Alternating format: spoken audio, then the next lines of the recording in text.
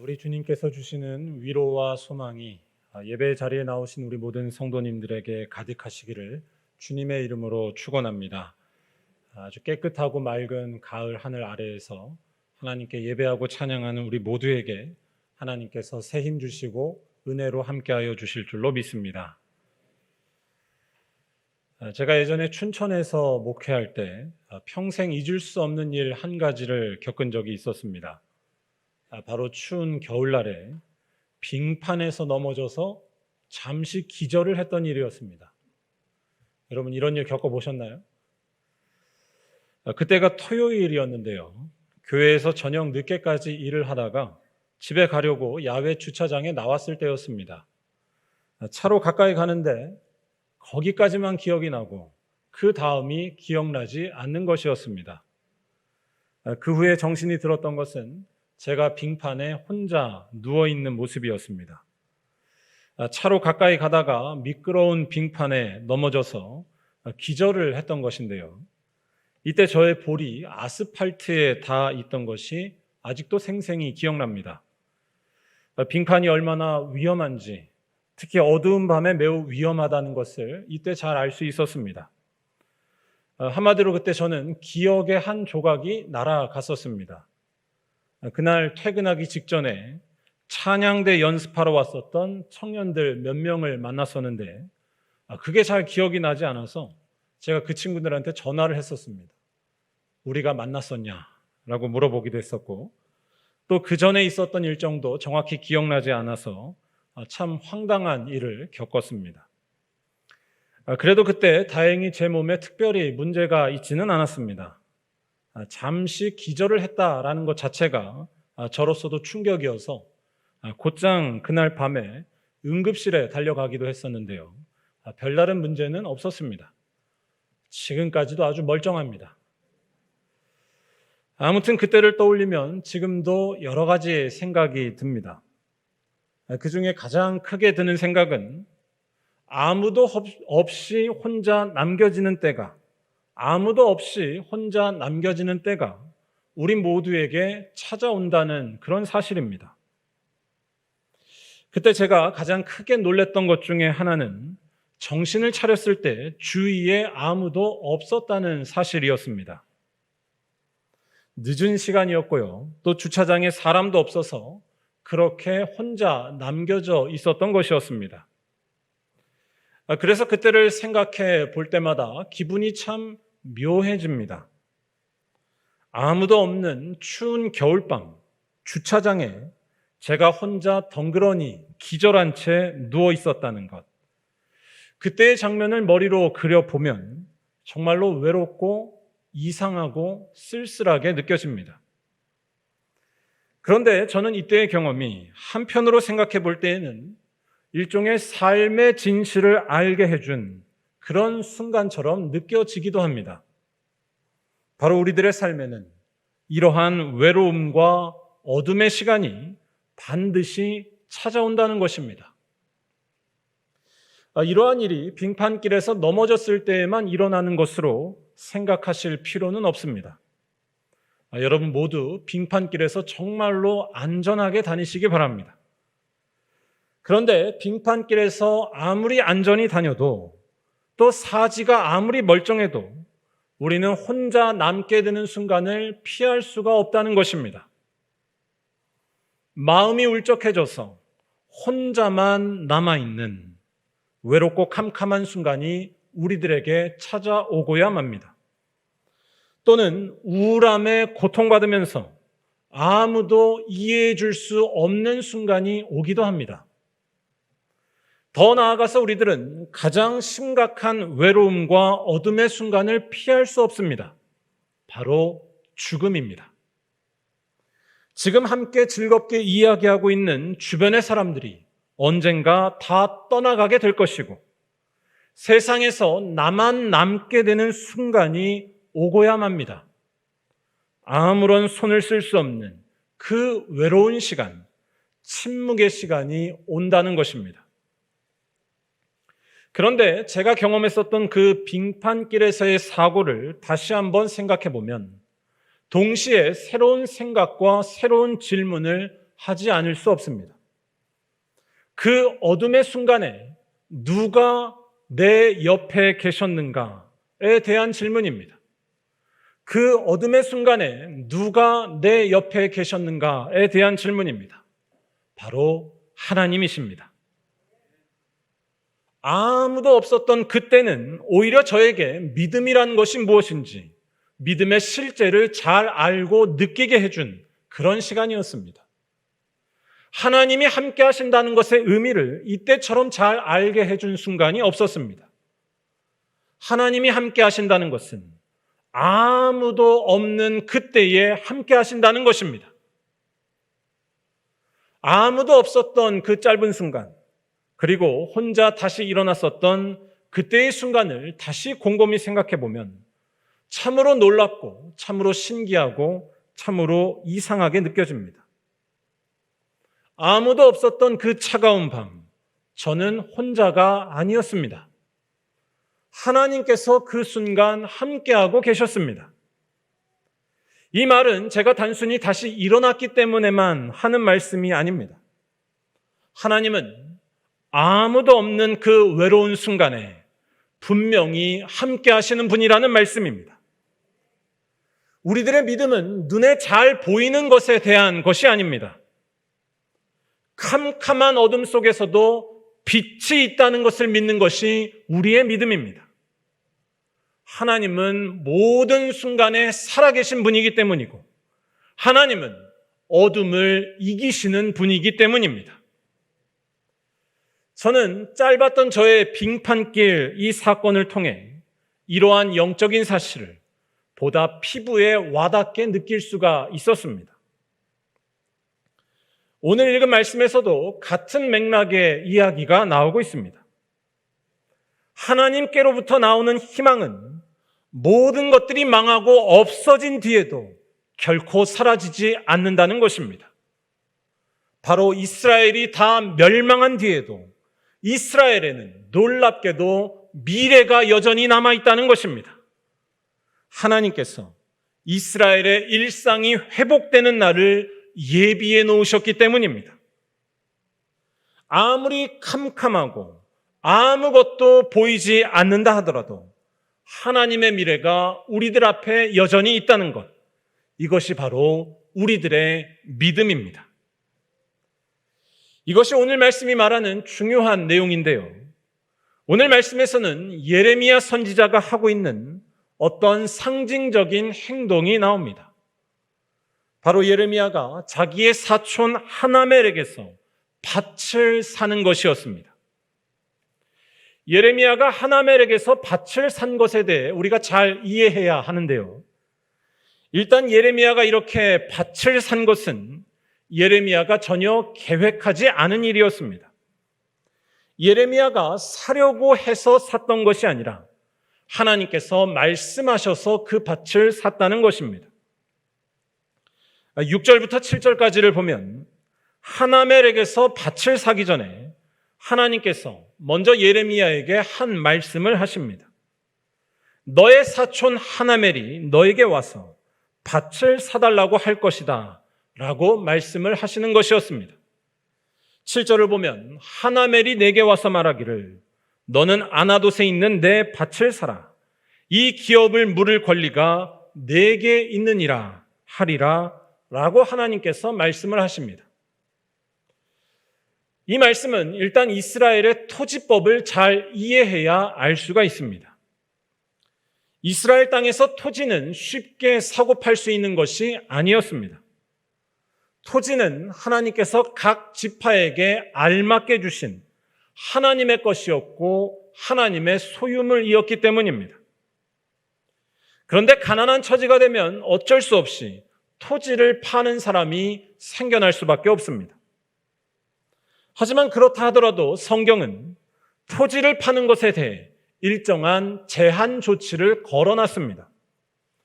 그 토지를 아무에게나 팔지 못하고 굳이 팔아야 한다면 같은 지파의 친족에게만, 친척에게만 팔도록 한 것이었습니다.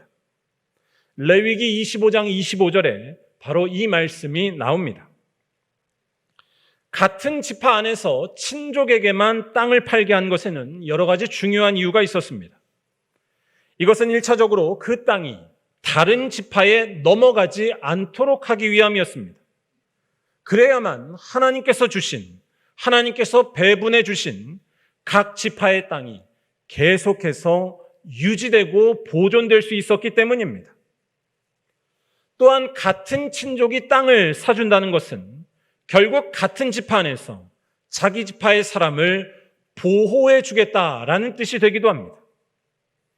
다시 말해 토지를 친족에게 우선적으로 팔게 한 것은 가난한 이들을 보호하고 또한 하나님께서 주신 각 지파의 재산을 지켜내기 위한 일종의 재산 보호 장치이자 사회 보장 제도와 같은 것이었습니다.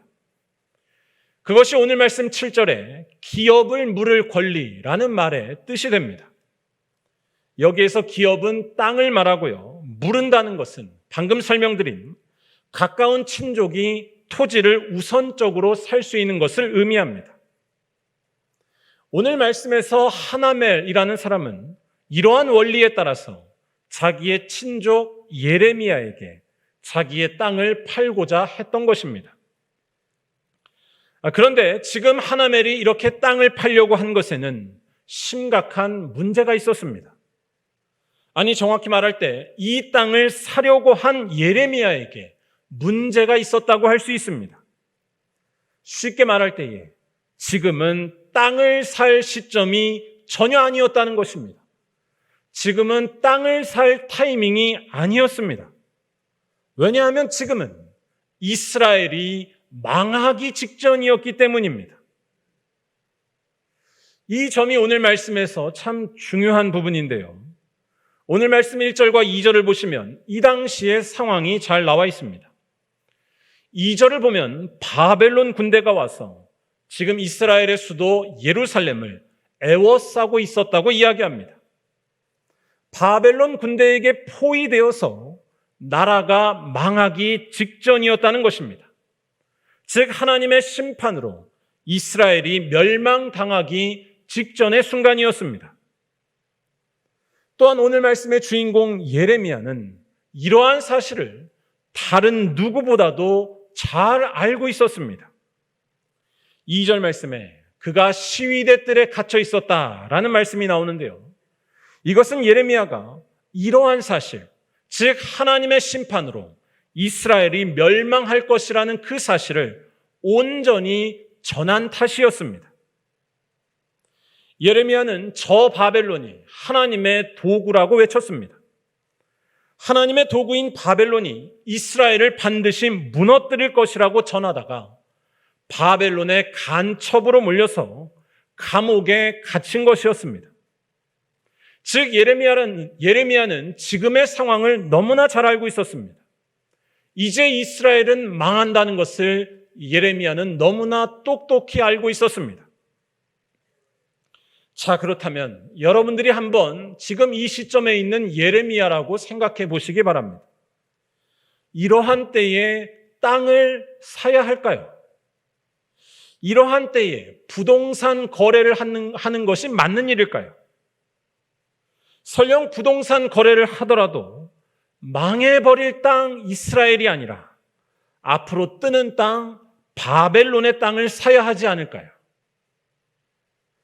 우리나라에서 부동산만큼 이슈인 것이 없는데 제가 이번에 설교를 준비하면서 인터넷으로 절대 사지 말아야 할 부동산을 한번 검색해 봤습니다. 절대 사지 말아야 할 부동산. 여러분 뭔지 아시겠나요? 3가지로 설명이 나왔는데요. 다른 곳들은 다 오르는데 혼자서 오르지 않는 집은 사지 말라. 또 전세가가 매매가에 육박할 정도로 전세가가 너무 높은 집은 사지 말라. 매매 가격이 평균 이하보다 낮은 집은 사지 말라라는 것이었습니다. 장로님 맞나요? 쉽게 말하자면 다 그럴 만한 이유가 있는 안 좋은 집들이기 때문에 이런 집은 사서는 안 된다라고 이야기를 합니다. 그런데 그래도 지금 제가 인터넷을 통해 소개해드린 이런 집들은 오늘 말씀에 나오는 이스라엘의 땅보다는 하나멜의 밭보다는 낫다고 할 수 있습니다. 적어도 나라가 망하지는 않기 때문입니다. 나라가 망하면 어떻게 될까요? 집에 대한 권리 자체가 다 없어집니다. 사봤자 소용이 없는 집이 되고 맙니다. 이러한 집에 투자했다가는 돈을 다 날리고 말 것이 뻔합니다. 다시 말해 오늘 말씀에서 예레미야가 사려고 했었던 하나멜의 밭은 정말로 사서는 안 되는 곳이었습니다. 그런데 오늘 말씀 9절에서 예레미야는 이 밭을 사고야 맙니다.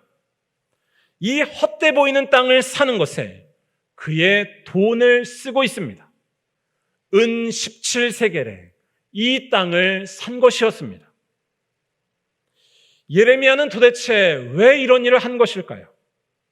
우리가 이 질문을 잘 던지면서 오늘 말씀을 봐야 하는데요. 한번 9절부터 나오는 말씀을 잘 보시기 바랍니다. 9절부터 나오는 말씀을 보면 예레미야가 땅을 산 것에 대해서 전하고 있는데 여기에는 한 가지 특징이 있습니다. 이 말씀들은 단순히 예레미야가 땅을 샀다는 것, 그 사실 한 가지만을 전하지 않습니다. 예레미야가 했었던 그 모든 거래의 과정을 대단히 자세하게, 아주 세밀하게 전하고 있다는 것입니다.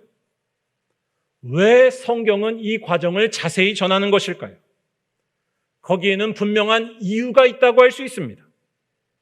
예레미야는 지금 나라가 멸망하고 있는 이 상황을 전혀 의식하지 않고 있는 것처럼 행동하고 있다는 것입니다. 마치 나라가 안 망하는 것처럼 그는 행동하고 있다는 것을 강조하는 말씀입니다. 왜냐하면 예레미야는 하나님의 약속과 하나님의 미래를 분명히 알았기 때문입니다.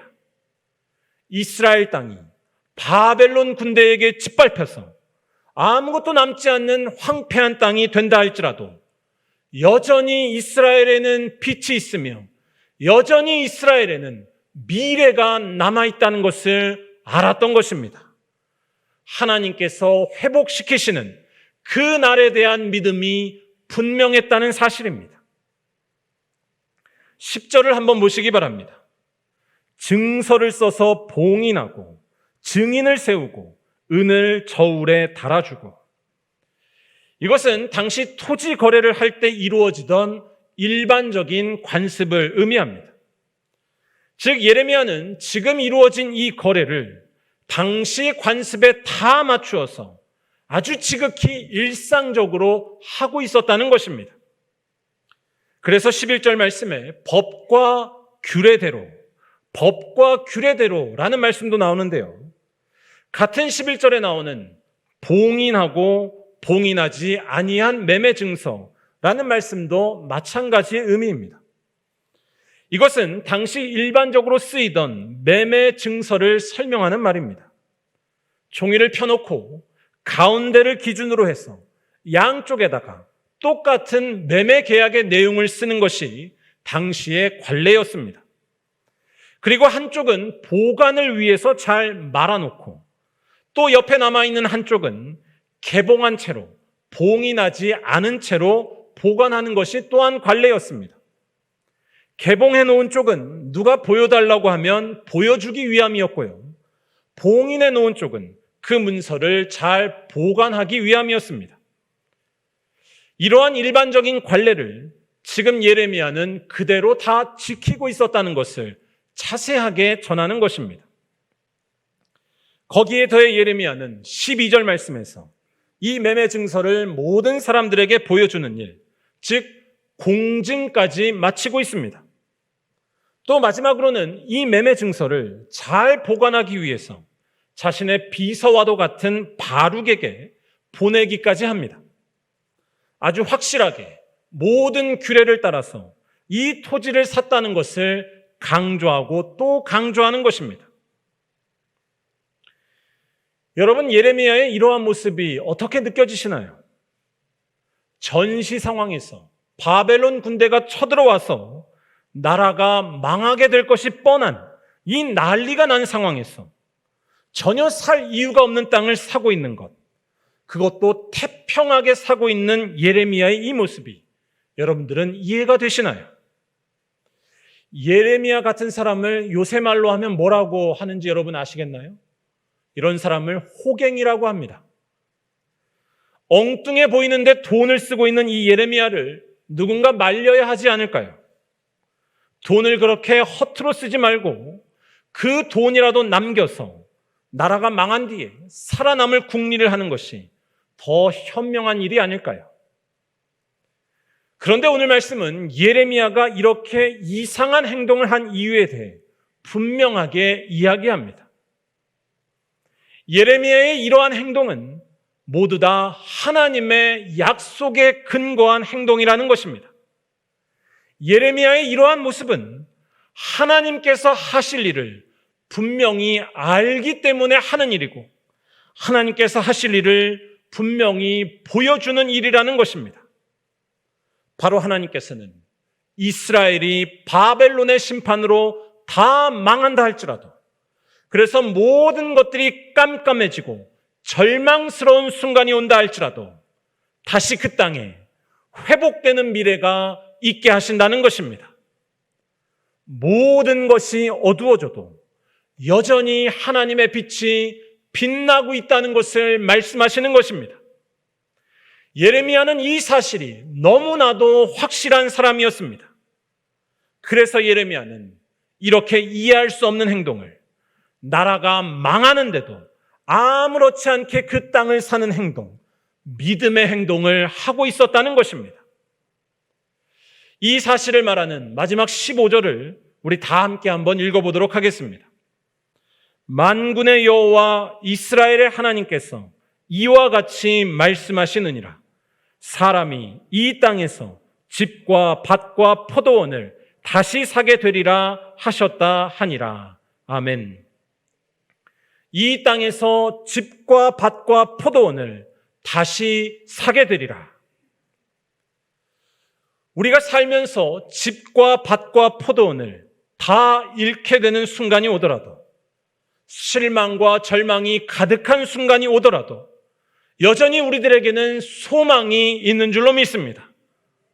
집과 밭과 포도원을 다시 사게 하시는 하나님의 은혜와 놀라운 미래가 우리들에게 분명히 있기 때문입니다. 예레미야는 이러한 하나님의 희망과 미래에 대해서 똑똑히 눈뜬 사람이었습니다. 그리고 그 희망을 분명히 보았기 때문에 헛되어 보이는 땅도 하나님의 땅으로 바라보고 믿음으로 사고 행동할 수 있었던 것입니다. 사랑하는 우리 말리언교회 성도 여러분, 우리들은 지금 이러한 하나님의 미래에 대해서 눈뜨고 믿음의 행동으로 살아가고 있나요? 이러한 믿음이 있기 때문에 하나님께서 명령하신 하나님의 땅, 희망의 밭을 사는 일에 남들 눈치 보지 않고 헌신하며 살고 있나요?